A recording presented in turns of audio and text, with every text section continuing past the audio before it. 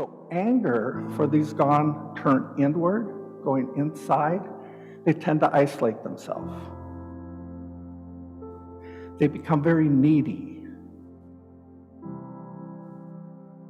It's your job to make me feel good. And they can be very passive. But passive, but then what finally happens? Snap. Because again, they don't have the balance of their head and heart.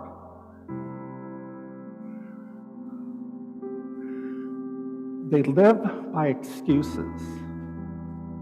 One of the things you learn a lot when you're dealing in the area of domestic violence is that these guys minimize, deny, and blame. It's very hard for them to even see what they're doing. They'll just deny it. And if it gets too close, they start blaming. Because they don't have the ability, again, to share. They have a wall around their heart. There's depression, suicide, low self-esteem, low motivation.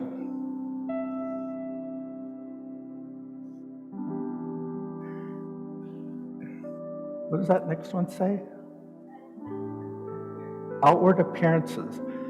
It's like, put on the nice coat of paint, but what's inside doesn't match.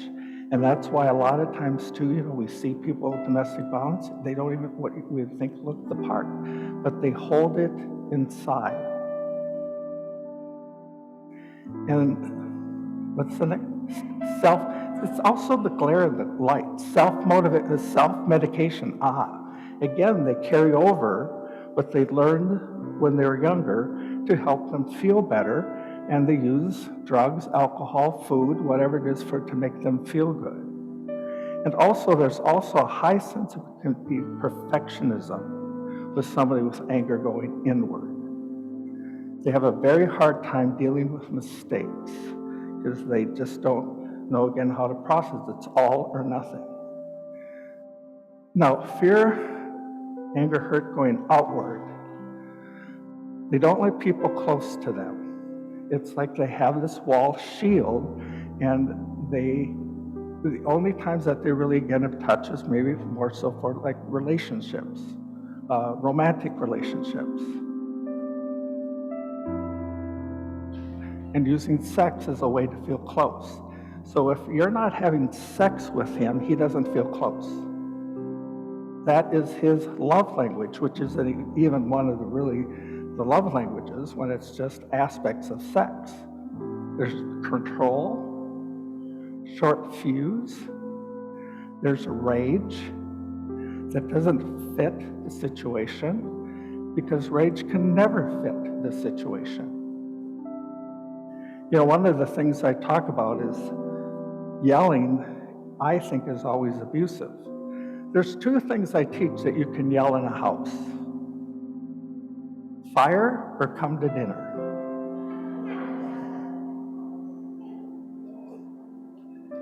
Anything else, to me, uses fear. And that then the mouth becomes a weapon. And the use of physical, emotional abuse happens. Now the question is, which is worse? Physical or emotional? Emotional? But how many times we hear, well, I only hit her. I just yelled.